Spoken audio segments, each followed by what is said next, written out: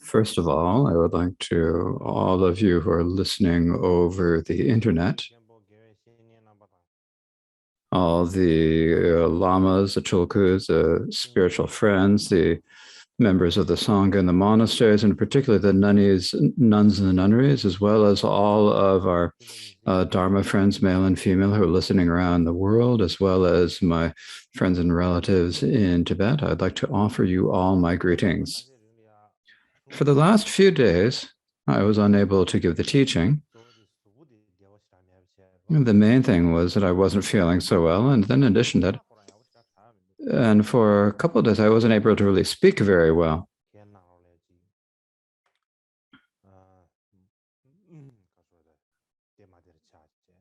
And so I had a little bit of some problems and some sores in my mouth, and it wasn't comfortable, and so I wasn't able to give the teachings. And so today is the last day of our teaching. You can say the 13th day of the Arya Shema Spring Teaching. It's the last day.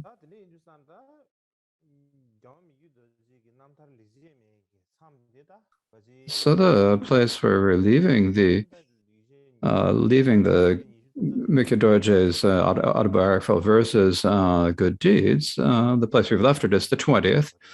And I think it's okay not to speak about the 21st. We won't speak about that. So the 21st speaks about the topic of ultimate bodhicitta. What we've been speaking about up to now is relative bodhicitta. So the 21st teaches about ultimate bodhicitta. So the relative bodhicitta was, then after that, it speaks about how to practice the path in connection with the six transcendences. So next year we'll begin with the 21st. And I think that next year we will certainly probably be able to finish the autobiographical versus good deeds. I think I shall finish it. And after I've finished the autobiographical versus good deeds and you search thoroughly. And so then after that, what I should do, you should all have discussions and think about what it is that might be of interest to you. And so then we will discuss that.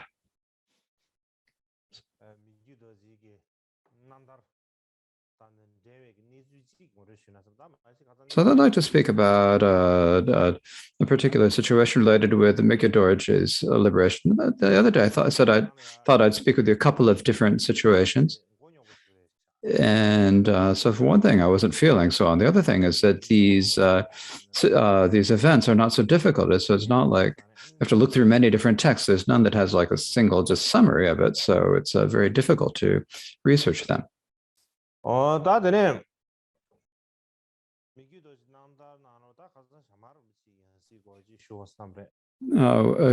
Within Mikkyö Dorje's liberation story, I thought I'd speak about the topic of the reincarnation of the Shamar Rinpoche. And I did in the past, I did find an old manuscript once. I did get this old document, but now I can't find it. I don't know where it's gone to.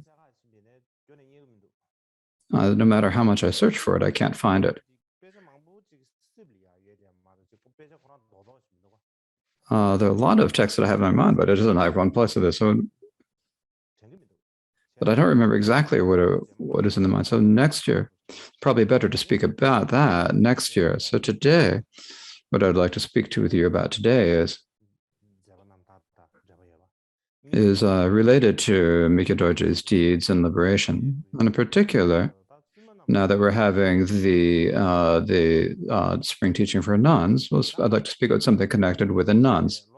As you all know, a few years ago, there were several conferences in Dharamsala about the topic of the Bhikkhuni ordination.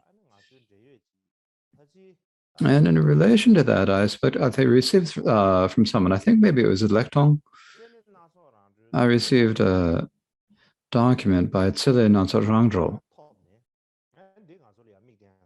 And so we looked through that, and as I looked through that, I found that just when I saw that, it's like we were just surprised by it. Oh, what we were surprised by is that it describes how Mikkyö Dorje gave Bhikkhuni vows. And so this is the topic that it speaks about. Now, the title of this text is, first of all, I'd like to show you the manuscript.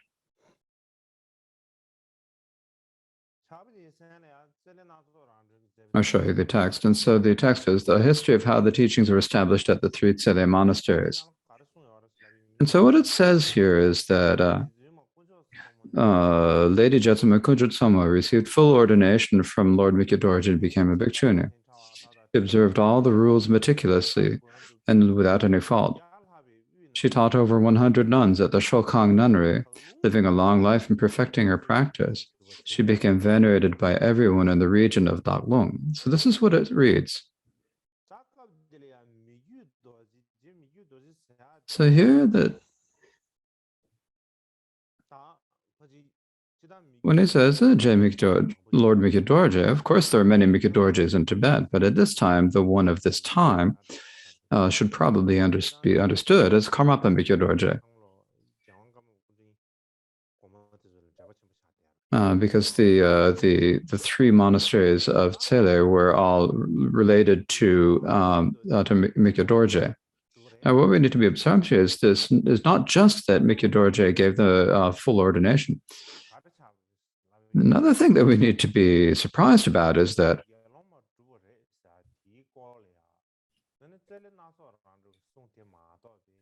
other than this writing by Tsele Natsarandul, there's not even a mention of this topic of getting bhikshuni ordination in any other text, not even in Mikyo Dorje's own autobiographies or any in writings by any others. There's not a single mention of it.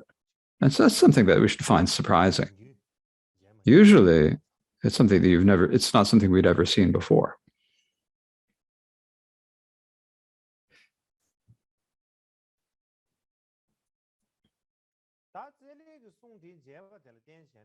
And so when we saw this text by Tsele,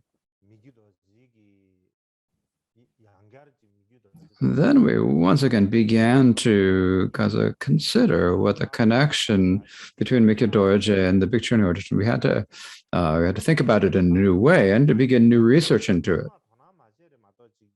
If it was just that we hadn't paid attention before and not noticed that, but there are many points in the Mikyo Dorje in the past we weren't paying attention, but if we do pay attention, there are many points, both major and minor, related to the bhikshuni ordination and Mikyo Dorje's collected works. Now, of course, in his text on the Vinaya, there are the Vinaya commentaries. There are the discussions of the precepts of bhikshus and bhikkshunis, as well as the precepts of novice monks and nuns. But this is not on all. It's also the quest that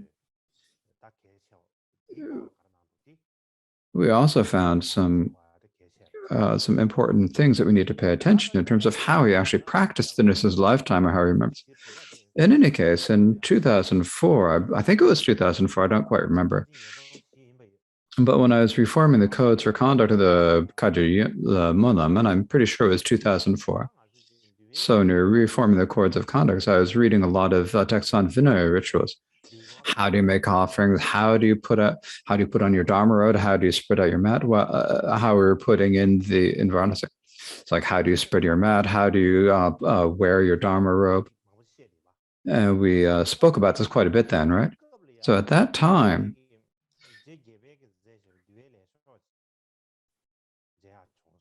I was able to see a text on Vinaya rituals by the 8th Karmapa. And when I saw that, at that time, I first began to pay attention to get some interest in the topic of bhikkshunis. Likewise, within the Kagyu Molam, we prepared a special seating area for the bhikkshunis.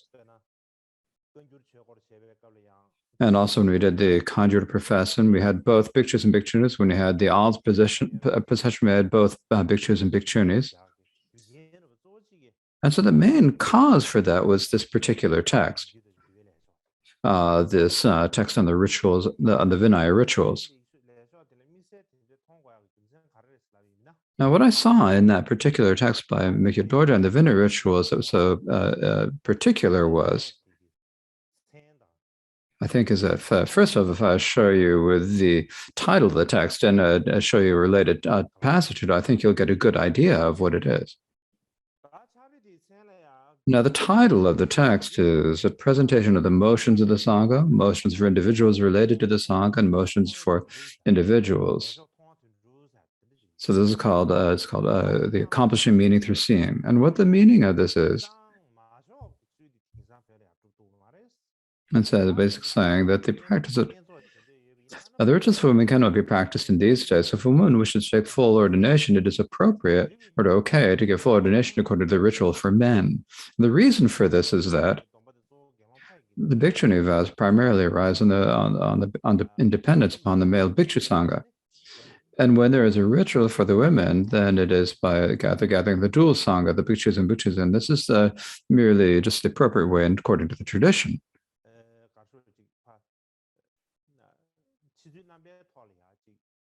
And so, in terms, this is proper in the way things look good and proper on the external level.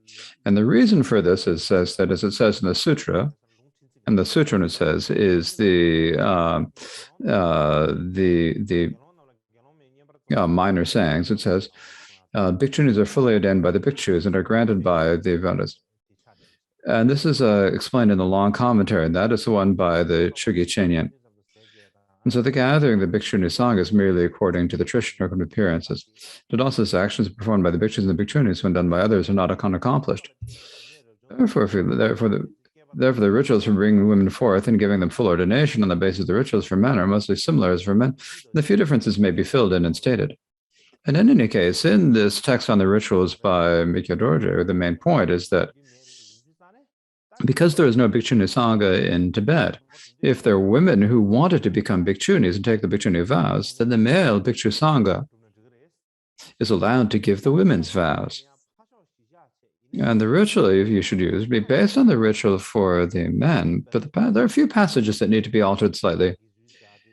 So instead of saying the word navasmank, you say navasnan, and so forth. You have to change a few points. And so you should change them. He said, and yeah, actually, and he showed actually how to convert the male ritual into the one for women. And so this is actually present in Mikyo Dorje's text on Vinaya rituals. So when I first saw this text, I had not yet seen the text I was yet to see the text by Tsele Naksarandral. And at that time, I didn't even have any thought in my head that Mikyo Dorje had given the bhikshuni vows.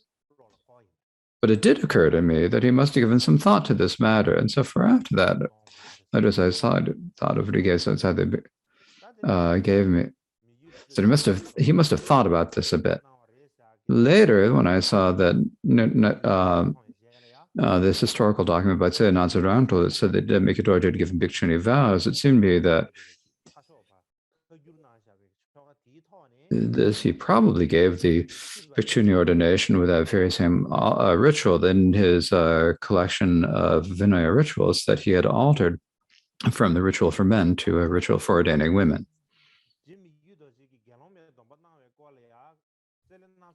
Now, other than this passage by Tsele Naksarandral, there are very few other sources about Mikyo Dorje giving bhikshuni vows, and so we cannot settle it 100% that he gave the bhikshuni ordination. So we can't determine that 100%.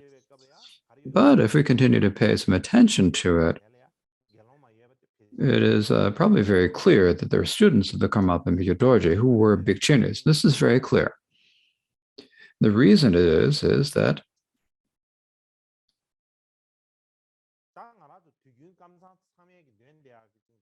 there's the Mahagama practice we always do, and there's the Madagma practice, the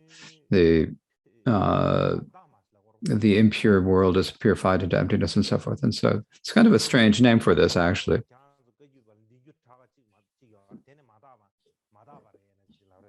And so the main is like the Tibetan we call it impure, and so it's the impure prayer.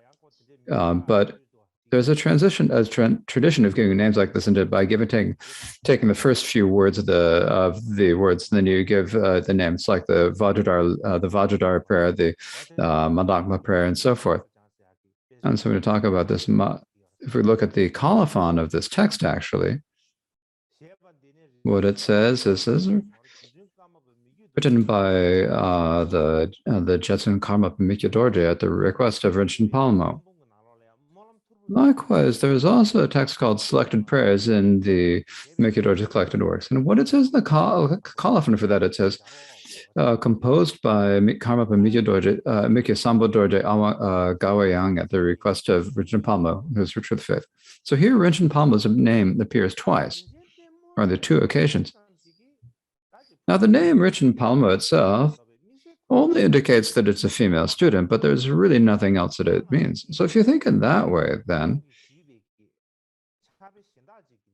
if we look at the colophon's other texts that she requested, though, then we can see that Rinchen Palmo was just not anyone. In the text title, there's a text that we can find called "The Light of Profound Sectors: The Uncommon Meditation of Guru Vajrasattva." And so this is in the 100 short expressions. What its colophon says is that this uncommon meditation on the Guru Vajrasattva from the oral tradition of Gyalwang Karmapa was written as a few notes as a reminder about the meditation the Shakya Bhutinu, the faithful and devoted mind, the Rinchen Palmo. And so Rinchen Palmo was not just anyone. It's clear that she was a bhikshuni. But what's disappointing at this point is that we don't have any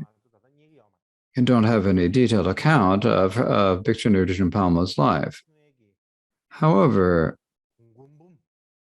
in the collected songs of Pao Tsula Trengwa, the long name is called The Garland of Secret Words, a Treasury of Vajra Songs.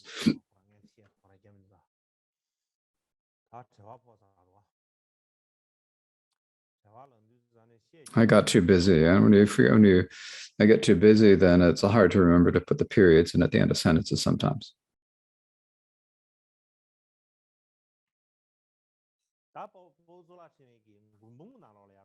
So what it says in Pao Tsula Trengwa's collected songs is that meditate on the main practice of Mahayana, aspirational, and engage to get to the main points of devotion, Guru Yoga, getting clear appearances of the deity in the creation phase, rest uncontrived and loose in the essence of meditation. Whatever appears purified into deity, mountain and great bliss, without do not be attached to body or any possessions. Eject your consciousness, the letter A, into the sky. The essence of Dharma teachings is contained in these. Thus, I thought to write these notes on instructional advice I'd give to Lady Rinchen Palmo, who I did not have time to enroll only with these words. So when you look at this, what it seems is that at the beginning, Rinchen lady was at first a noble woman. So she's a woman, a noble woman, and so she later became a bhikshuni. And I think that she was connected with Taklung, but it's difficult to say that. I can't say that definitively today. Later, I think I can examine it again in the future. In any case, when you say Rinchen Palmo and then in Sila Nautotama it says Kuncho Palmo, are these two the same person or not? This is something we need to examine. So generally, when you think about it, in Sanskrit, we have the word Ratna. And if you translate it literally, it would be Rinchen. If you translate it according to the meaner, then it's Kuncho. So the meaning translation is Kuncho. And so they talk about the three jewels of the Kuncho Sum. So it's like, so you can choose between Kunchok and Rinchen. And so sometimes it's possible sometimes they might have said Rinchen and sometimes they might have called her Kunchok Palmo. It's possible that she could have been given a name like that, but it's not difficult to say definitively that it was her.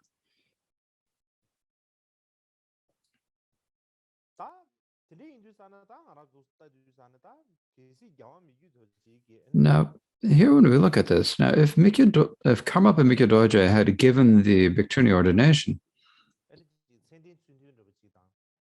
then the person then he would have had to give, the question is, when he gave the bhikshuni ordination, was it inappropriate or was it correct or was it according to all the Vinaya rituals? And so to think about is what it's like. So generally we need to think about it in historical terms. There are two ways for women to become bhikshuni, either during the ordination with a dual sangha or through a single sangha. So there are these two different types. But the bhikshunis who appeared in Tibet were mainly ordained by single sangha. And I think if I give some of the historical background for this, I think it'll be helpful. And the first point is here that the first proof or the first background situation is that is about when you think about the initial spread of Dharma and how there were the first ordinations in Tibet. So now, when you think about when did the Dharma first spread in Tibet? Is during the time of King Senzan Genpo. So some people say that it was according to other emperors, and there are many different explanations. But the most reliable source seems to be comes from the time of King Senzan Genpo. This is probably the most reliable source. This is because we have the edicts or the inscriptions, Kanna Leg and Chusan Detsen, as well as the inscriptions on pillars from the Karchung and Samye temples. And so for those, I think we can see that during the time of the Emperor Senzan Genpo, Dharma spread in Tibet. So once the teachings had spread in Tibet, when did the monastic community develop? What it says in the inscription in Samye said, representations of the three jewels were built, and people from Tibet were also brought to liberation. So now this was the time of Trisung Jetsun. Now, how it was happened is when what it says on this pillar is that representations of the three jewels and people from Tibet were also brought to liberation. So to talk about brought to liberation means made to go onto the path of liberation, or they're brought forth or ordained. The people from Tibet also means that Tibetans were among the people who went forth.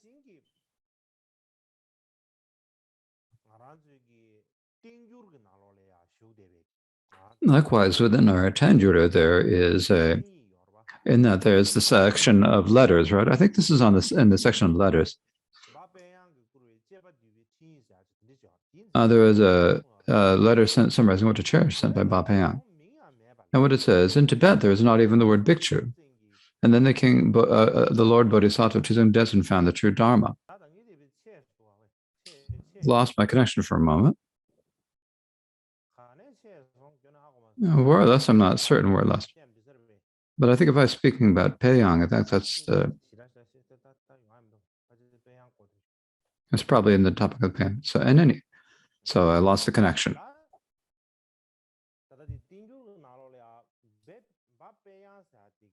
So in the Tanjura, there's the letter sent by Ba Peiyang called Summarizing What to Cherish. What it says in the colophon to it says, in Tibet in the past, there wasn't even a word for the bhikshu. And then during the Lord Bodhisattva found the true Dharma, the glorious emperor aroused faith, and someone then went forth and the monastic name gave him the name Peiyang. So it's saying basically this is the first Tibetan monastic. Now another proof of this is that there was an old chronicle of Ba found from Drepung. So this is the Chronicles of Ba are very old Tibetan history, but there are many different manuscripts for it. So there's an old Chronicles of Ba from Drepung. I think that this is one that was originally from the Kongpo Lagang. So what it says is that some histories, it's said that during the time of King Senzan Genpo, the translators in Bodh and Trigidze and others went forth. But this is nonsense from people who just don't know when the 7 men for testing lived. So there's basically, it's not right. And it's refuting the person who said this. Now, if we look at this,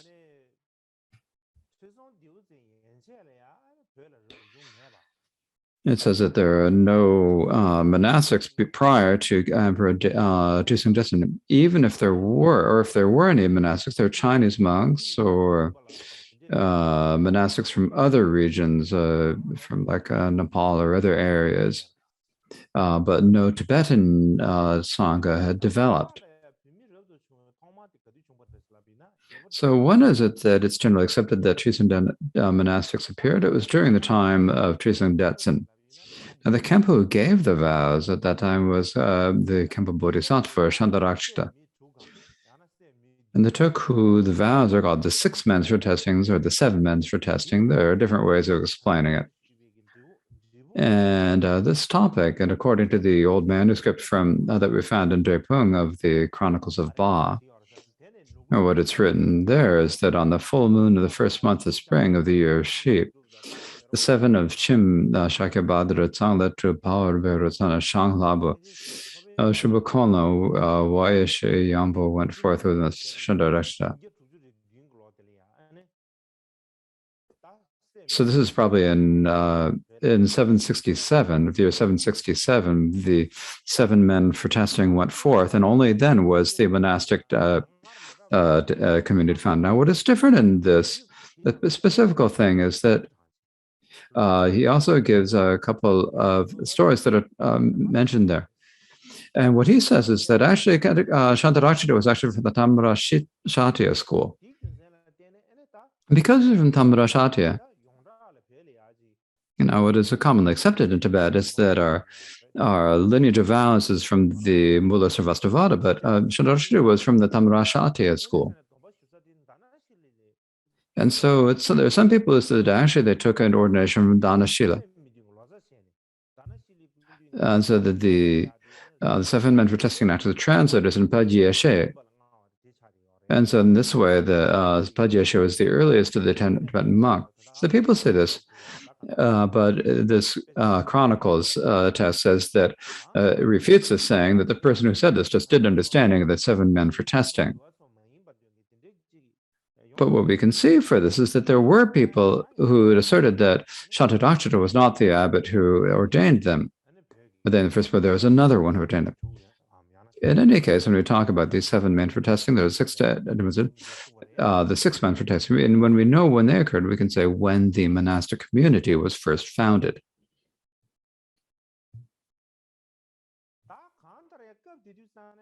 Now, in any case, at that time, we say, was it just that only men who went forth at that time and no women? Well, is that not the case, actually? There were men who went forth and there were also women who went forth. And as I mentioned from this Chronicles of Ba that I mentioned, or this old history, Tibetan history, the Chronicles of Ba, now what it says in there is that it says, then Karchen San Chanchuche went forth with 300 subjects. So that's that. Then following that, it quotes some documents and says that it says in some historical documents, after Sanghamye was built, but before it was consecrated, Samyega had already been made, but it was before they had the opening ceremonies. And during that time, Ba Sanang went forth, and was given the name Yeshe Wangpo. And in the year of the sheep, now that was this year.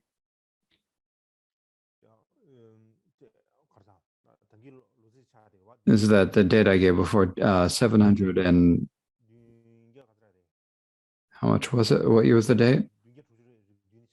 767. So after the year of the sheep, during the Losar of this year, 767, while they're doing the great consecration rituals, Warana was the abbot when Chen Chijel went forth with 100 sazins. And so they're giving 2 different situations in these Chronicles of Ba. In one of these, it says that Kachin San Janjache went forth with 300 subs. The other doesn't say it. But it doesn't say who the abbot was. Now, in quoting some of the some other documents, it says that the Khenpo was the Bharatna. Now, for this reason, later in Tibet, there are many people who it became well accepted that the first Khenpo who ordained women in Tibet was Bharatna. So this is probably the way it's explained in the Chronicles of Ba, so it became well known. But later, there was an ancient Chinese manuscript found at the Dunhuang caves. And the title of this, if you translated it, I've translated a bit from it. And the name of the text is Ascertaining the Logic of the Mahayana Sudden Enlightenment. And what's written in here is that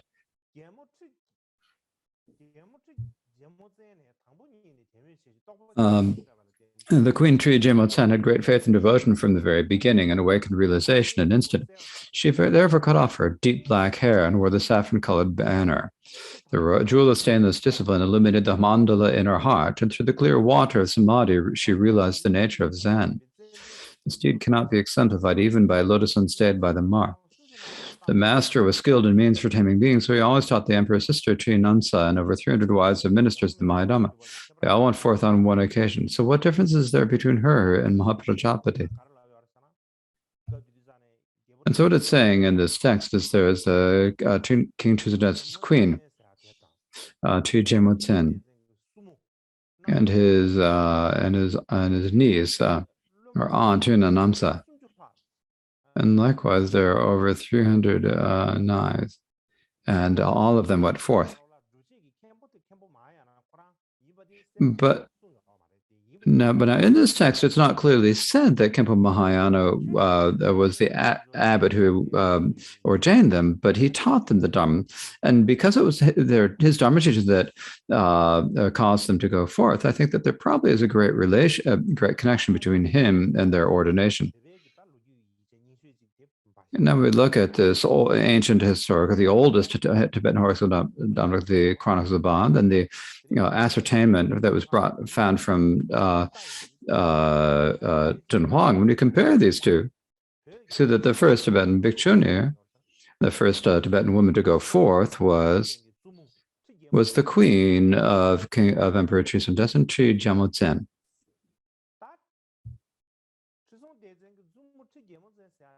Now, we talk about this queen, Tri Jimotsen. If we think there are two other pieces of historical evidence about that we need to know about.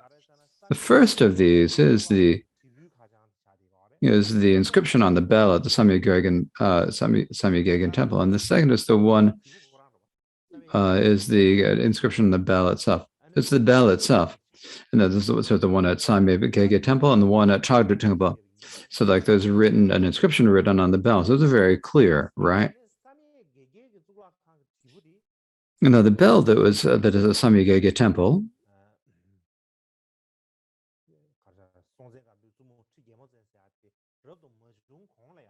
was probably erected before Chusun Detsen's queen Tujemotsen went forth, and the one from Chagdra temple was probably done afterwards.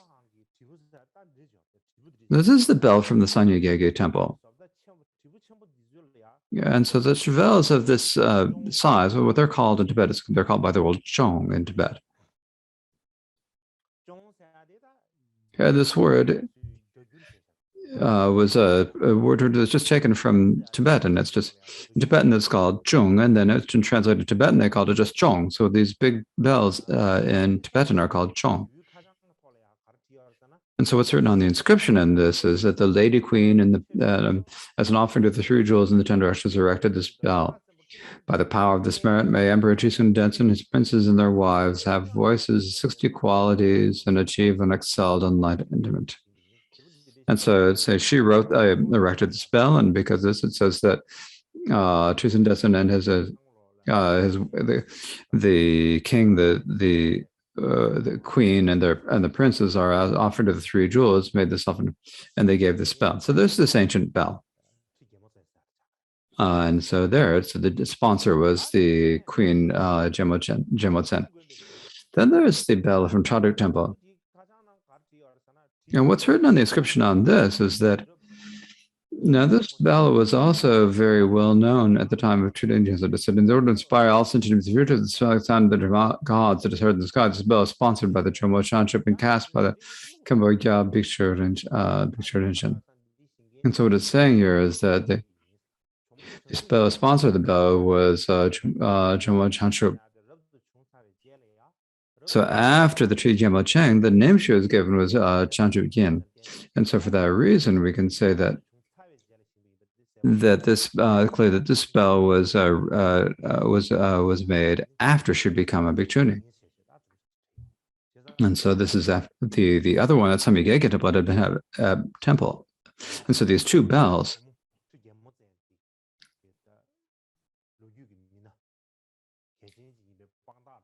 are evidence then this that the Queen Tri Jianmo Tsen, or the nun Zhongmo Changchu, was a very important historical figure. Now, in any case, whether the Kempo who ordained the queen and the other people was whether the Waratna, as according to in the Chronicles of Retinas, or as so in the Chronicles of Bot said it's Waratna, but in the text from Don Huang it says that it indicates that it's probably Kempo Mahayana.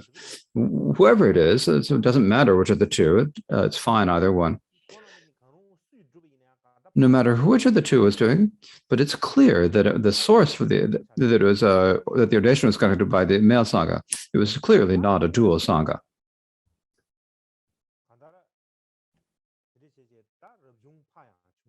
Now, another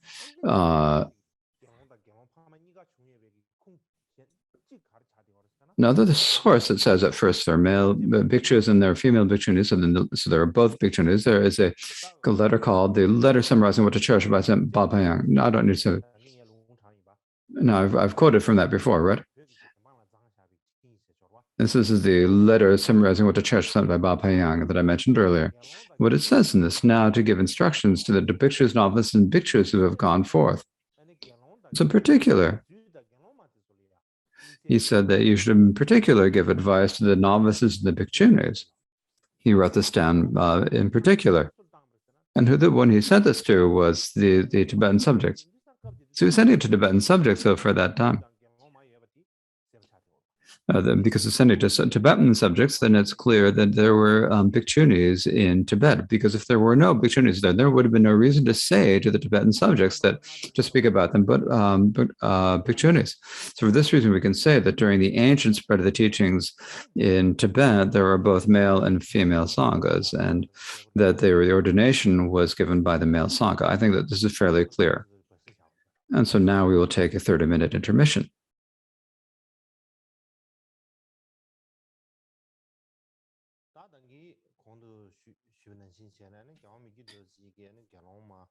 Now, as I was describing,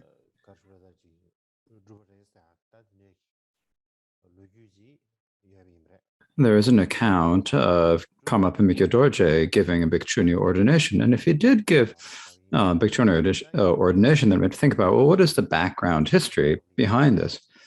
Well, the background history is how the male and female people who went forth and how the bhikshus and bhikshunis were ordered. Now, the second historic background event is related to the later spread of the teachings in Tibet. And I think this is probably basically in the 10th century when the later spread of the teachings began in Tibet. So there is an ancient inscription by Lama Yeshe which says that if ladies were able to become bhikshunis, instead of stopping them, they should be sent to liberation and a dharma house should be built for them. This is what it says. And the meaning of this is that the wives of ministers and so forth, so these are some of the people in the higher levels, people on the high status, if their wives wish to become bhikshunis, then they should not be stopped. You should allow them to become bhikshunis. And for this, you should build temples and nunneries for them. And so there's this inscription giving this edict. Likewise, another piece of important evidence saying that there were bhikshunis at that time. There's a liberation story of Vichon Samba by his student Jana Shri or Yeshe Pel. And what it says is that Vichon had 3 siblings, so including him, there were 4. The youngest of them was his little sister Shedap Tsomo, who became a bhikshuni. She studied the Tantric Dhamma, and because of her practice of Tantra, she was able to achieve siddhis through her practice. She became known as the yogini Trigidronma. And so I think that this account shows that there were, clearly shows that there were bhikshunis at that time. Now, the third historical background story, this is now moving forward to the 13th century. There was Dogen Chibak's father, Sangsa Sunam Jason, and he had 5 or 6 wives. And the third of these was called Lachidmut, and her oldest daughter was ordained by the female master Sonam Bum, and she founded a nunnery called Jomoling. And it said that she had taken the Bhikshuni vows, and so there's one account of that way. Likewise, Dogen Chibak himself said as the abbot for 4,425 bhikshus, bhikshunis, novas and nuns, and peoples who went forth from Nepal, India, China, Western Asia, Mongolia, and Kauli. Kauli is an old name, but that's what we call these days. It's Korea. So in Korea and Chang and Uyghur and Shuzhen and other places. So basically said that he had, was the abbot for 4,425 bhikshus and bhikshunis and novice monks and nuns. So both of these are included in the collection of historical documents compiled by Taksan Paljar Sampo called The Treasury of Documents to Please Scholars. That was compiled in 1434. But in any case, I think this proves that in the 13th century there were bhikshus. Now, the fourth supporting account or event, so to the 13th century, there are the 5 scholars from Minyak, as they're known.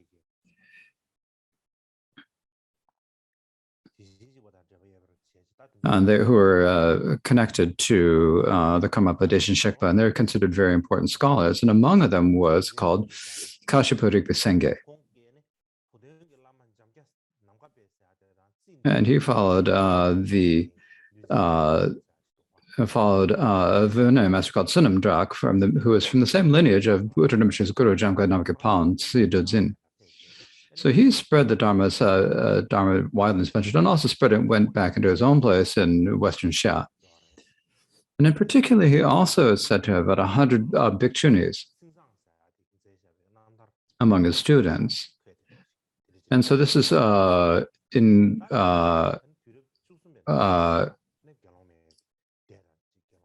and this is according to the Liberation story by his direct disciple, Seng Sang. Now, the 5th Vinaya master, or the fifth background story is in the latter part of the 15th century. There was a Vinaya master called Namkha Suna.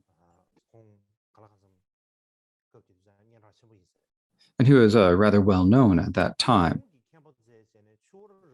So he was the Khenpo who ordained Chuo Rangmomo as a bhikshuni. And this event is described in Gorampa's dialogues, The Blooming Lotus. And so this is the fifth background of our supporting event. The 6th background or supporting event is that toward the end of the 14th century, there's a section of letters in the collected works of Rendaro Shunlodra. And among them, there's one called The Advice to the Lady of Yaro Chipa Sangbo.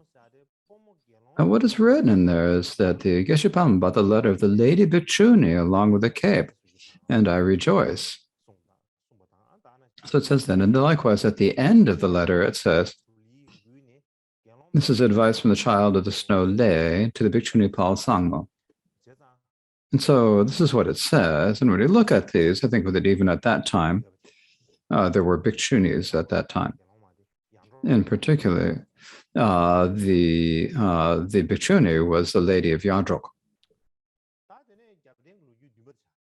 And we've come to the seventh supporting background. And this is talking about the beginning of the 15th century. This is time there's a Sangin Dorje Pama. And she was basically the Sangin Dorje Pama, and she was basically the first Vajravarahi recognition. And so she was, sometimes she called Shakya Sama, called Zomo. And she was a student, anyway, she was a student of Budong Pension.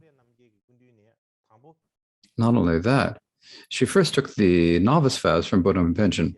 After she'd taken the novice vows, she was called Ada Chugi Junme. Later,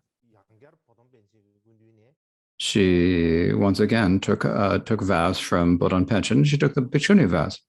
And at that time, then Bodham Pension was himself the, and so there was, Bodham Pension was the Kempo, and his sort of representative was the Pension. They brought in the other 10, enough of the bhikshus to have the full Sangha, and they gave her the Bhikshuni ordination.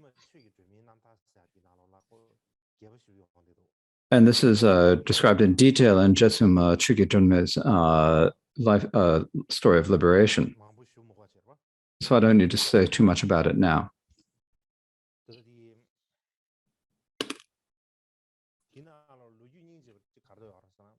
That's a very interesting story there, where it says that it says Chugi Junma, that after she became a bhikshun the next day, she was eating, she came to visit Bodhana Rinpoche. He invited her to come and have lunch with him. And at that time, and so now she's been in a bhikshuni. So she had become a bhikshuni. So the next day, after she had taken the bhikshuni vows, she wore her full dhamma. She brought her alms bowl. And he also had, she had an attendant who was also a novice nun, and she came along with him. They came to see Bodham Pension.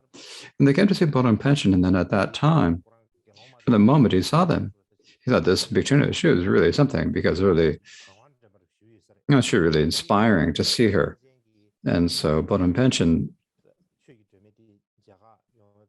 when he saw Chugi Junma coming to visit him, he started to smile, and what he said was, it's like, it said that arhats sometimes come down to the earth.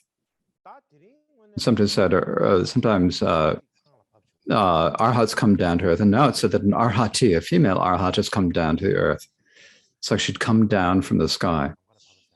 It's kind of like we talk about arhats coming from the sky, and so when you see a female arhat who's come down from the heavens, and so that's, and so that when he saw her, and he was inspired to faith by this. And this is described in the, this is described very clearly in her liberation story. Now, the eighth supporting story was that at the beginning of the 15th century, there was a woman named Sangdao Shakti Budrenma. And she first went forth under the Vinaya Master Lobsang Pukpa and was called Shakajit.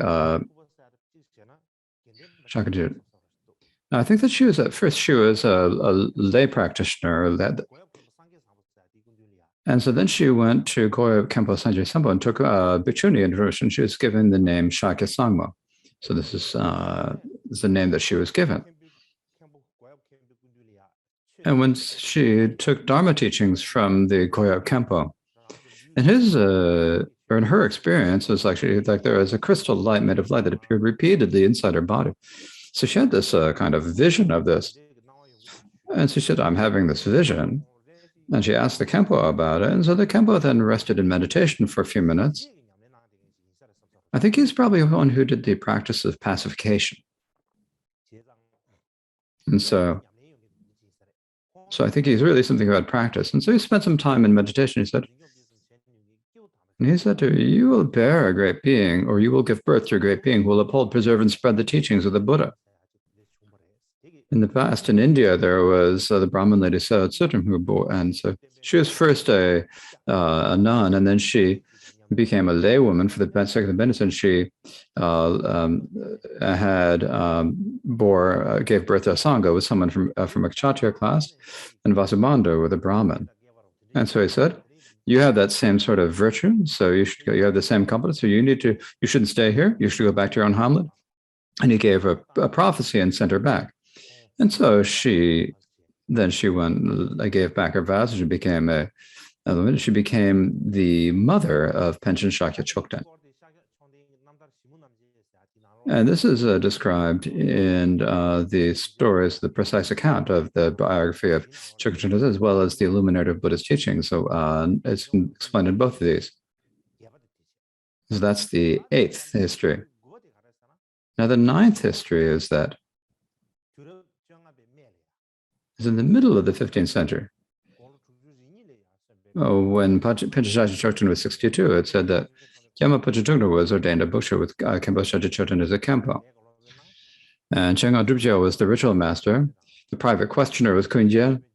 And the master assistant was Je Dagmar. The timekeeper was Drungpal Sangwa. And his assistant was Chuje Samtempa. And then they had 4 other masters who were to fill the Sangha and they gave the ordination ceremony.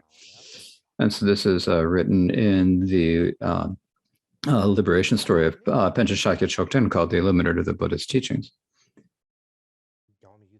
So now this is what I've just said are historical documents that in case that Mikyo Doji actually did give Bhikshuni vows, so these are like the support for that. That's the Bhikshuni Doji was in the 16th century. In any case, what I've just said are accounts that we can actually read in ourselves that are related to Bhikshunis. It's probably understood that there must definitely be many others that accounts that just we have not come to our attention yet. And so we need to continue to look for this. And so it's very important for us to continue our research into this. In any case, when we research these above accounts,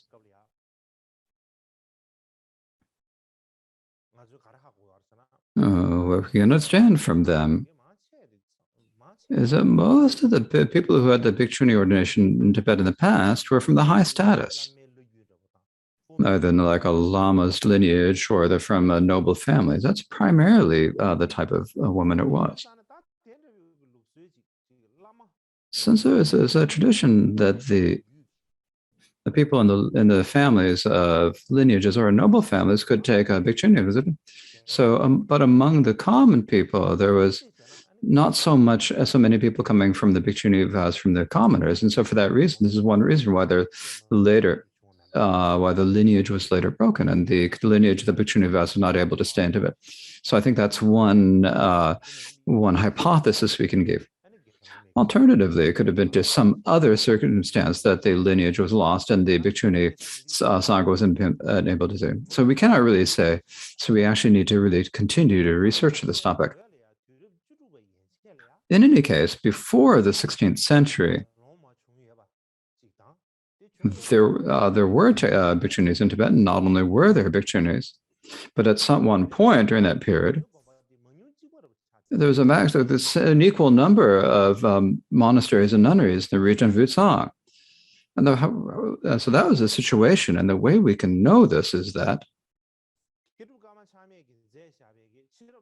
there is a text called The Important Dharma Teachings for Nuns to be Self-Sufficient in the Dharma by Karma Chakpa. And what it says in this is that in the Pure Land of Wutsang, the monasteries and nunneries are neither more nor less. In some nunneries, the nuns are 300 or 400 in number. There are many nun gurus and discipline masters. They established strong discipline, and the nunneries were good. Thus, most were able to become self-sufficient in the Dharma. I have not heard of such happening here in Kham and Ngomshi, protectors of Dharma like stars in the daytime. Now, the meaning of this is that when he went to Wutsang, so this is in the 16th century, and at that time, there was really no difference in number between the monasteries and the nunneries. And in particular, the nunneries, in each of the nunneries, are like 300 or 400 numbers. It wasn't just numbers in the texts, they're 300 or 400. In particular, there were also many lamas and discipline masters who were nuns in these nunneries. And they kept good boundaries, and they had a list to prevent men from outside coming in to see this. So they're very strong nunneries, and so they're very good. So for us in Kham, so he was Karma Chakra was from Kham, right? And my own homeland of Kham and Ngomshi.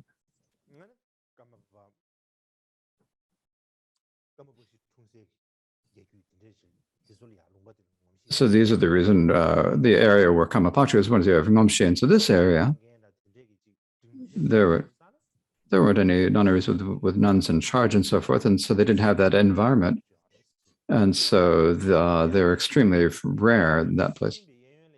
Later than that, around in the 7th century, it seems like the Utsang, there probably is an equal number of monasteries and nunneries. So this is a situation before, and likewise, you also see in many other histories is that many of the Kadampa monasteries in Penyu later were converted to nunneries. And so for this reason, for one period, there was no difference in the number of monks and nuns. And the teachings of the nuns spread very widely. But later there was a great change in the politics in Utsang. And so then after that, there is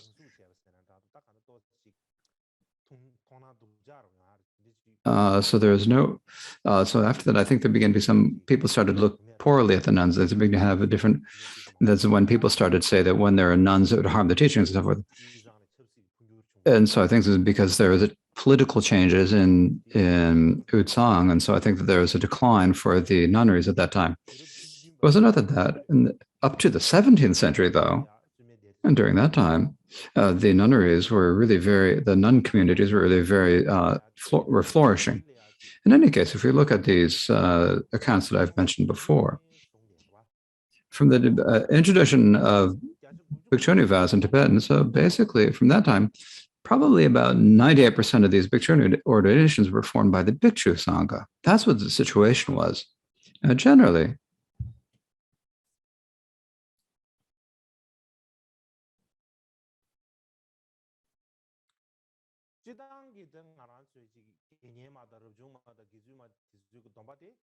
when you think about the vows of a laywoman, the vows of going forth, and a novice nun vows may be taken from individuals. They're not taken from the Sangha, they're taken from the individuals. For example, if we take the vows of a laywoman and the vows of novice nuns, they're taken from the female master or the acharya. The vows of going forth are taken from an abbess. Now, the nun in training and the celibate Uvasta and the Bhikshuni vows are taken from the Sangha. For example, with the nun in training, they need to be taken from the Bhikshuni vows. And the celibate Vasta has to be taken from the Sangha with an abbess. Now, in the Vinaya, it said that there are 10 different ways to become ordained, fully ordained, and there are 3 that are primarily for women. The first is by accepting the full ordination by accepting the full receiving full ordination by accepting the 8 heavy dharmas. The second is a full ordination by messenger, and the third is full ordination by the dual Sangha. However, in some regions, there was a Bhikshuni community, but no Bhikshuni community. Now, there were such places. And so if you give the Bhikshuni ordination with just the male Bhikshu Sangha, is that if you wonder whether there's a way to have the faultless and complete ordination, well, in the minor topics of the Vinaya, there is this quote. Know that the woman named this went forth of the Bhikshus and was fully ordained and became a Bhikshuni. We have the 8 heavy dharmas, right? The first of these is, so you take when you make your request to the ordinations, that you have to make the request to the male Sangha. This is the first of the 8. So this is one reason why it can be taken from the male Sangha. Likewise, there was an extensive commentary on the minor topics by Master Gelek Shenyin, which says, now at that point, when you say that here, when it says bhikshus, and this excludes the bhikchunis, so that basically that means that when the bhikshuni ordination is only taken from the Sangha bhikshus, not from the Sangha bhikchunis. Likewise, the auto commentary on the Vinaya Sutra says that if a nun in training is fully ordained with the ritual of bhikshus, and because the Bhikshu Sangha is the primary Sangha, then the gathering of the Bhikshu Sangha is merely in accord with tradition. For example, if you're fully ordained with the male Sangha only, is it a valid motion? It is, because in order to do the full ordination for the Bhikshuni, you generally have to have both the dual Sanghas. However, But the Bhikshu Sangha is the primary one. And so for this reason, the Sangha of male bhikshus alone, if it can also conduct the ordination, and that also becomes a valid motion.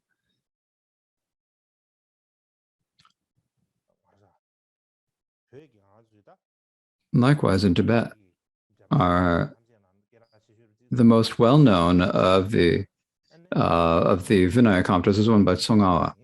And so what it says is there are not four, it will not arise because much. If there are no bhikshus are not found, it's possible for the male bhikshu sangha to give the precepts to a nun and Trajan. Likewise, it is commonly accepted in the practice of all the four, the Sakya, Gelu, Kagyu, Nyingpa, the men acting as the abbot for going forth and the master for novice nuns to giving vows. So the male bhikshus give these vows. And so now, if you are unable to receive, if the women are unable to take ordination from men, or if they could receive the ordination, but it wouldn't be faultless and perfect, then there would be no way for women to gain ordination in Tibet. And so, if that were the case, then you have to say that there'd be the danger that we'd have to say that there are no nuns in Tibet. And so that's another point we need to keep in mind.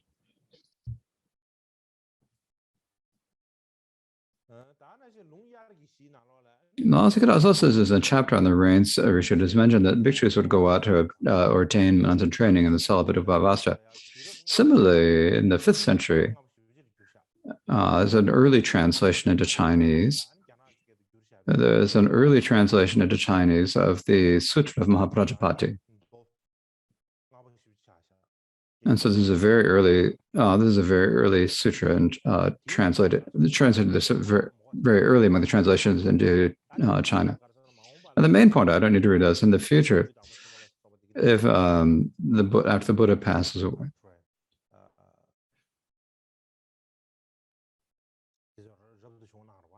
so he's basically saying that because that Mahaprajapati and those who had accepted the 8 heavy dharmas and became adorned, so because they became adorned, so in the future, if there are women who wish to become bhikshunis, what they should do is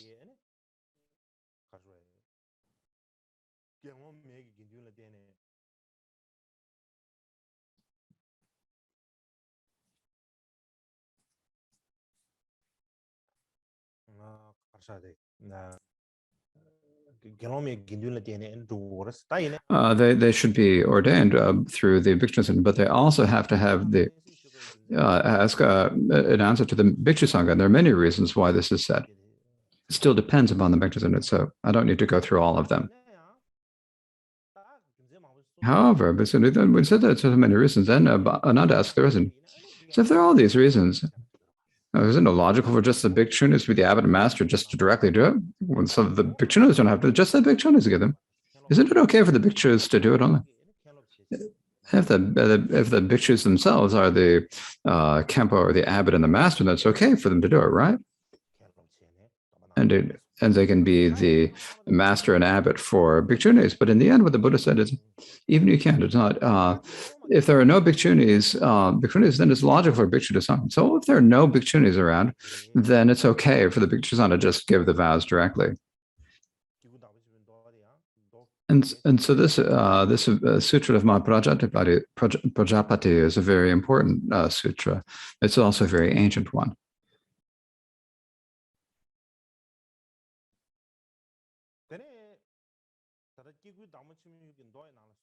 Now, as it is said in the Sutra of Mahaprajapati, in Tibet as well,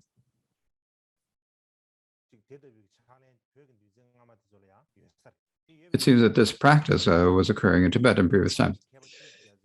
The reasons because what the Kadamba scholar said, Shabdasyam, the Kadamba Master Natan, he wrote that if there are no bhikshunis, then the bhikshus may give all the vows. So in brief, if we want to summarize everything, is if you have not previously taken the nun and training vows, and are ordained as a bhikshuni, you do get the bhikshuni vows. It's not necessarily faultless and perfect, but they do arise. And after you take full ordination as a male, then when your gender changes spontaneously, then the vows, perfect and faultless vows of bhikshuni arise. Likewise, also Buddha Rinpoche said the actual vow arises from the male sangha. It's the actual basis or the actual time of receiving the vows when it's given by the male sangha. And basically, most scholars agree that the Bhikshuni vows actually arise from the Bhikshu Sangha. So what it's saying is the actual source from which the Bhikshuni vows arise is solely because of the male Sangha, not because of the Sangha of Bhikshunis. And so therefore, the validity of the vows is transmitted from the male Sangha, not from the female Sangha. And so for this reason, even with a Bhikshuni Sangha, the Bhikshuni vows only arise from these monks. Even when there's a dual Sangha and both the male and the female Sanghas come together and give the vows, it's said that the vows arise from the Sangha, right? So when you have the two Sanghas, the male and the female Sanghas, and among these two Sanghas, do you achieve it from both, or do you achieve it from the male Sangha, or do you achieve it from the female Sangha? Well, you receive it from the male Sangha only.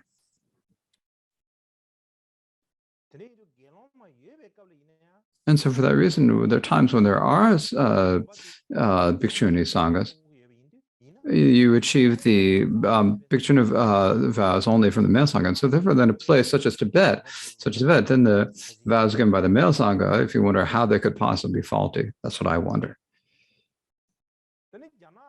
Likewise, in China, in the fourth century, the earliest, the Dharma first spread into China in the 4th century, very early.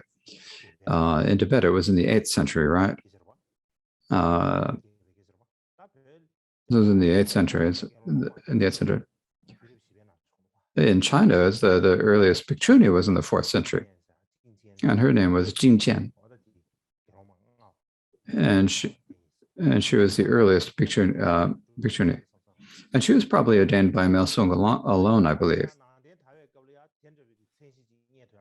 Now, it's difficult to find examples of this in India during the time when Buddhism was flourishing in India, because at that time there were both bhikshus and bhikshunis there. And so it's difficult to find a situation where there are bhikshus and bhikshunis. You just can't find any examples of that. But these days, the world is different than it was before. The world has kind of shrunk, where instead of travel has become easier. If there are bhikshus in other regions or other countries, if we want to invite them, we can invite them.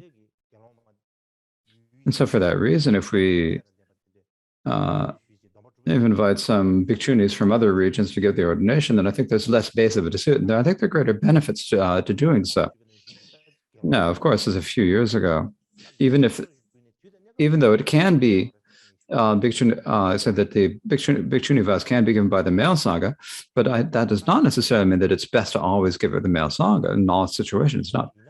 If it's possible to have an individual hold the Bhikshuni vow, have the Bhikshuni Sanghas, then if we can have do the Bhikshuni vows with both the male and the female Sanghas, I think that would be fine. But that's the past history, and when I look at this, and I think it's probably okay. However, there is one thing that there's a little bit of a dispute about. If you have authentic bhikshunis from another country and that comes to give the bhikshuni vows,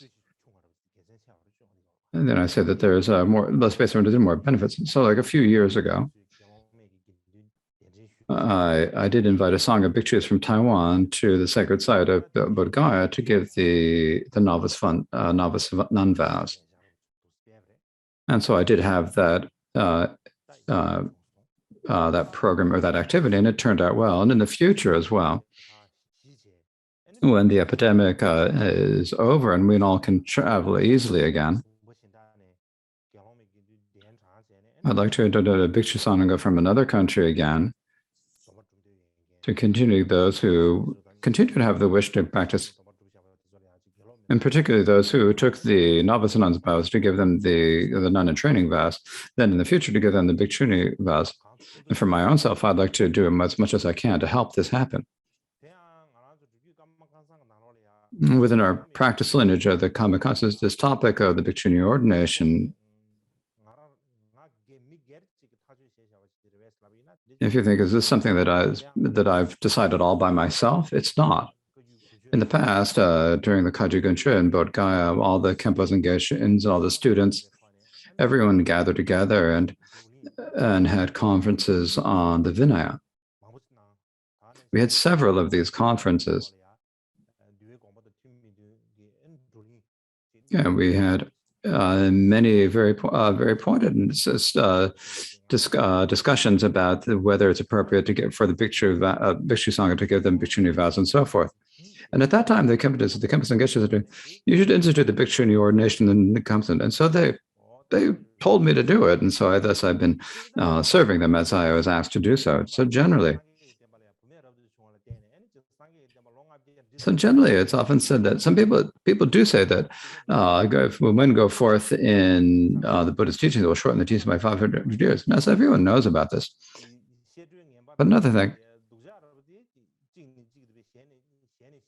we don't know any of the good events, but when there are these bad things to say, then usually one says another, and then everyone hears about them, but no one talks about the good things. But there is this discussion, and so this is talking about it, but we never have an opportunity to give an answer. But there was a response to it given in the 2nd century in the Great Exposition, so that we don't have to look for any new answer. We have a Tibetan so when you have an old statue, you don't need to build a new, because it's like, so we already have an answer that was given in the 2nd century. So why would we need to think of a new one? And the answer is that it says, and it's from the 183rd fascicle of the Great Exposition. It says, from the Vinaya, my teachings should remain for over 1,000 years, but it will be shortened by 500 years because of women go forth. And so this is said in the Vinaya. It said it'll be shortened by 500 years.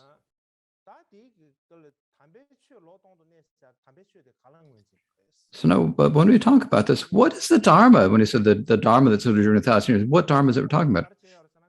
But then there's another base thought, another essence. So there's another problem then, another issue. I mean, the reason is that the second time, the reason that the time that this truth was after the first period of 500 years and in the second 500 years. And so if it's supposed to be 1,000 years, and the teachings, but it's already after 500 years, and the teachings continue to remain. So why would the Buddha have said this before? If it is only to stay 1,000 years, and then that was 500 years of subtracted for it, then it would not stay. So it stayed over 500 years. So there were 1,000 years it's supposed to stay, and so 500 years have been subtracted that because women had gone left, that would be only 500 years, right? But when the time that the Great Exhibition appeared, the first 500 years already counted. They're well over 500 years, and still the teachings were present. So what's going on? So the Buddha said that the teaching will be shortened by 500 years, so why are the teachings still here? And there are 2 different answers that were given then, and 2 different ways to explain this. And then one of them where he says, so at that time, saying that the Buddha saying that when we speak about the teachings passing away after 500 years, it's talking about the teachings of stable revelation. It's like it's achieving the result of a stable liberation, that is a result of arhatship. It's not saying that teaching that the period, the duration of the teachings will shorten. It's showing that the period of time when people achieve the arhat result would be described. So some people explain it this way, others explain it differently. And I think this latter explanation is better. And what they say is that at that time,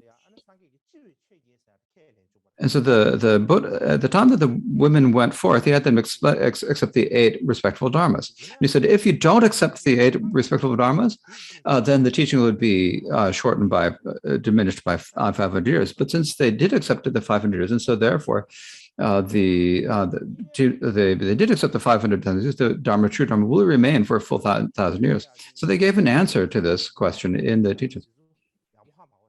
And so if we don't understand the point that they're speaking about, and we said it's going to be shortened by 500 years, and without any, then I think that this is not actually in accord with the teachings of the scriptures. And so for that reason, the main point here is that in the future, this saying that that Buddhist teachings will stay for 500 years fewer if women go forth, if you need to respond to it, so you need to know the way to respond to it. You need to be able to see,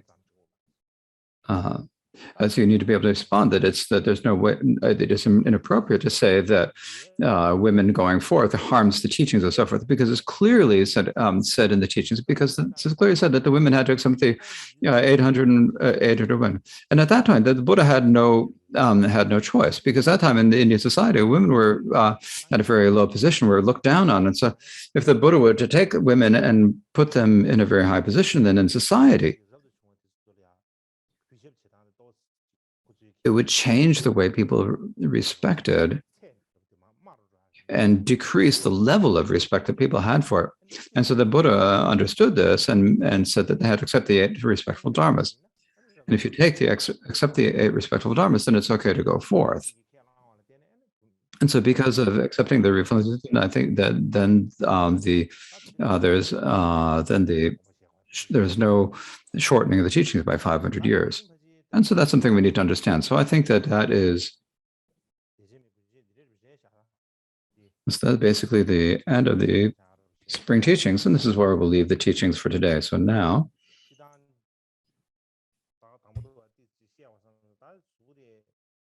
that's what I thought I should say quite a bit. I had quite a lot I wanted to say, but my body wasn't feeling so well. I wasn't feeling so well. And so for that reason, the main thing is that within our nunneries, it's important that our nuns are able to do the entire practice of both study and practice. Now, generally, we have both centers of study and centers of practice. We have made them into separate sections. But actually, if for someone who is seeking liberation, study and liberation, as I said before, have to be unified. You have to have the complete. It's not as if someone who's studying is not allowed to practice. Someone who's practicing is not allowed to study. It's like when you have a bird that's flying in the sky. If a bird only uses one wing, it can't fly. So you can't achieve liberation otherwise. So otherwise, you need to have both. You need to have the union of study and practice. So for that reason, in the nunneries, we've begun having study in there, studying the studies on the philosophical texts in the areas of knowledge. And studying the text is extremely important. If you don't know the text, if you don't know what you should do and what you should not give, you won't know how to practice. You won't know what you should do or not do. If you don't know how to put things into practice, but say you're going to practice, and how can you do that? That's an idiotic statement. And so if you're going to say you're going to practice, you have to know how to do the practice. For that reason, all the nuns, so not describing, so if we don't just discriminate between the nuns in the study centers, practice centers, they all need to study. Everyone needs to study, whether independent within women in general and with nuns. And in the past, they didn't have so many opportunities. They didn't have opportunities the way monks did. And they had many difficulties with that. And one reason for this is primarily that many of the nuns did not actually take much interest in studying themselves.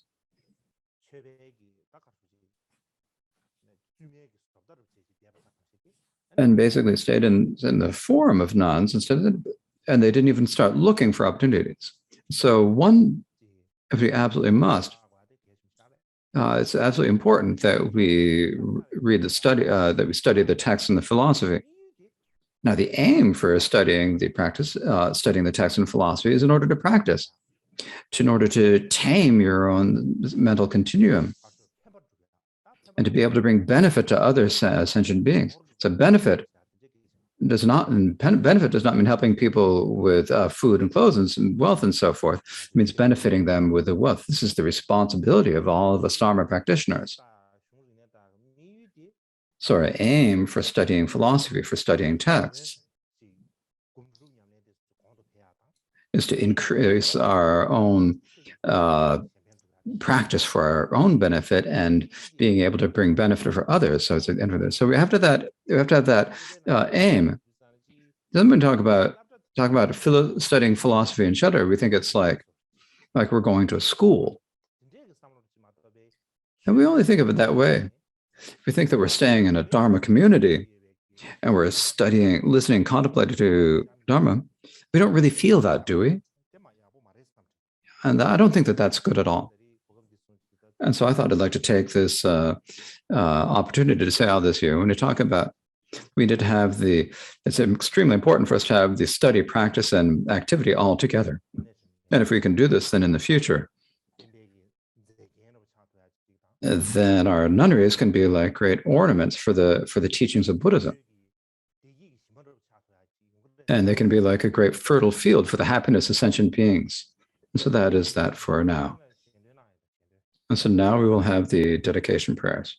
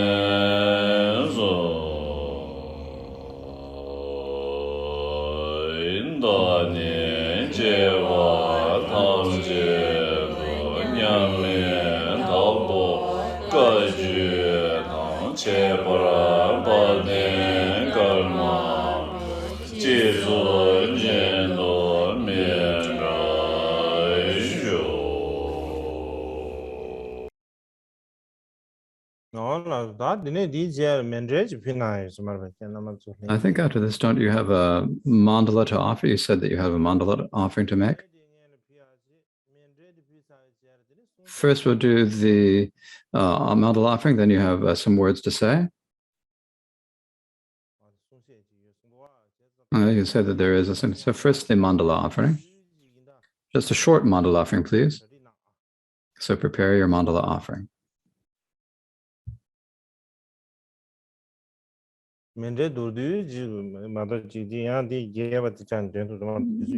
Please recite the short one. We don't have time for a long mandala offering. Mendededa. Jinyi suda dön gasmar beda. En chang chori nang git nang che. Nge ji jinyi suda ji. We'll do the short 4-line mandala offering, and you can make your offering. Then following that, then we will have the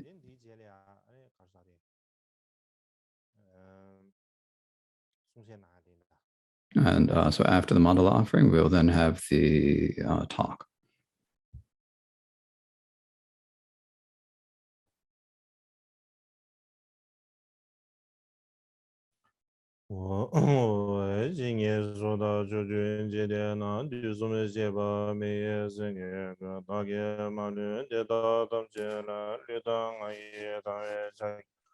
Sambo jebe myonaman doda ge gyawa damje ige mazondo shinge dunye lirube deba ye gyawa gönla rabdo shat Düji dinan dünye zange nam zange sege vina joba da dedra shege ina malu ba damje gyawa da ge kang Tedang abo müze yazo na yange yen la yazı rabünge yawa günge inde rabje je devara sheba dabje dage Medo damba jingwa damba da sinye namda juwa dojo Ame jo dam dubu damba ye yawa deda la ne shebra Tasa damba namda jijo dan chime boma rirabe nyamba Geba geba pabe shogun ge gyawa de da la ya sheba ge sheba gana la me gyaje te da gyawa damje la ya me sambo je la de be da da ge gyawa gun la chanze sheba de sha she dan di mo wang ge ne lue da nga da di xin yi ge ya di ba da ge yi ba ji je ba de da damje da ge so so Choju gyawa gunda sangye se rangye namda labda milo da roa gunge sonama kanga Teda gunge je so da ye da kana choju jidin drame da chancho rembra sangye maja Gumbu de da ge damje la kolo la na me ba go gunyange de dun kashi de da roa gun la pe jin de je ge ba singye dunye shoba 다게 테모랍지라서 예 상자와다 주제 잡아다 제소예랑 그제서 개와 중세 다게 제사바 담제다게 전주제고 조제부지 조제메도다 레르벨리제 닌데 gem바데 상예 진도 미제뼈와 Rugün namda jinla je bara sho ye daman guru rena mendela kaniya daya mi. Nije mende zambo dibi ve chancho lamla baji minjo she di sume di she gomba dava da siba minjo shivara min.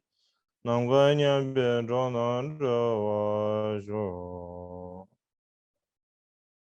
Shanga Zimbi Rayane Dunga Zimjian Dagi Xin Geba Zewa Samye Chudun Ziji Shuguru Zi Shanga Zimbi Rayane Dunga Zimjian Dagi Xin Geba Zewa Samye Chudun Ziji Shuguru Zi Shanga Zimbi Rayane Dunga Zimjian Dagi Xin Geba Zewa Samye Chudun Ziji Shuguru Zi 皇天蓝莓下边点把大看你们用了的一种啊当大新马绿草啥之上牛肚三给撒啷个把它肉发送到底接了的送线哪去什么的送线哪有 And now we have a talk following this, right? I believe that there is one. So please now say from Palpum Chakchulim.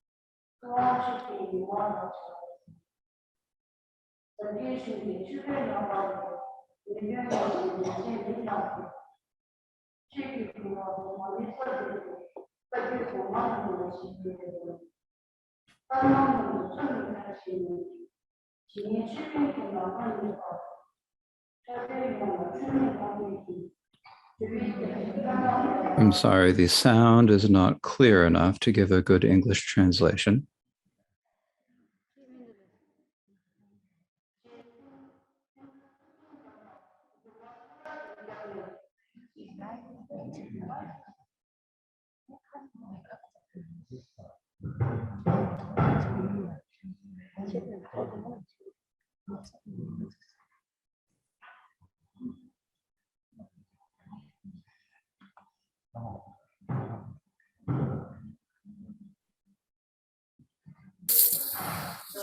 Jinula danda di kunza ki microphone di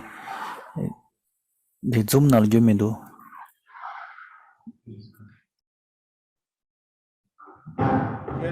Keba mindu da di keba mindu. Da rang ji gyo na disare. Yeah, this good.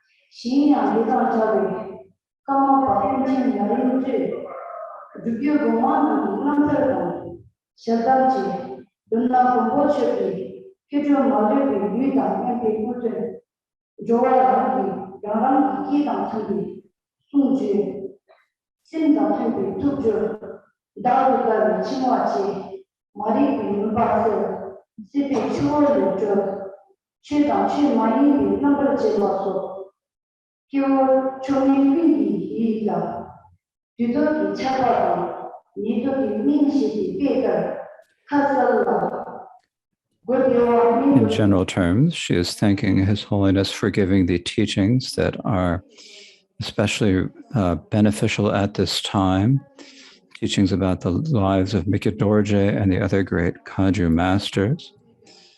And at this time, it comes to them like receiving teachings right when they need them, just like the rains falling in time.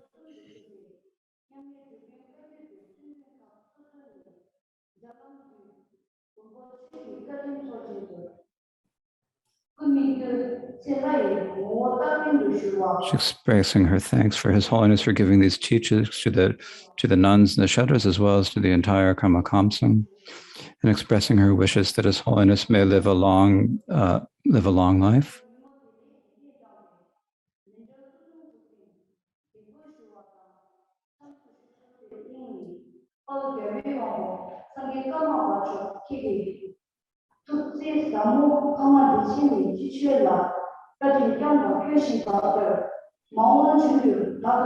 So we'd like to ask His Holiness to continue giving these teachings, the spring teachings, the audio Chima spring teachings in the future, continue to be our protector and our refuge and champion.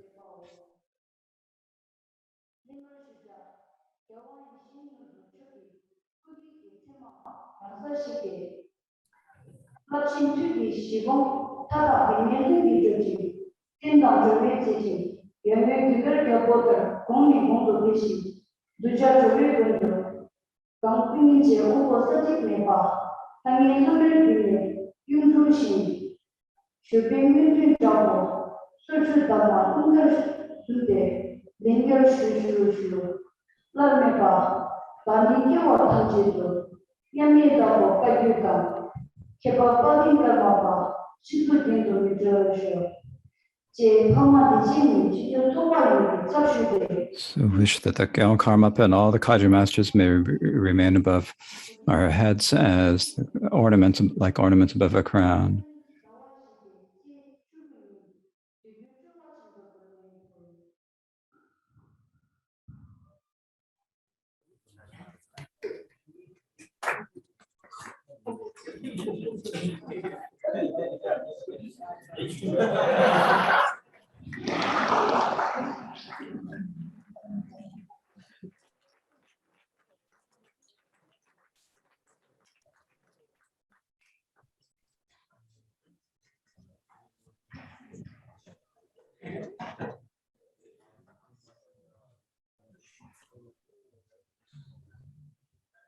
다음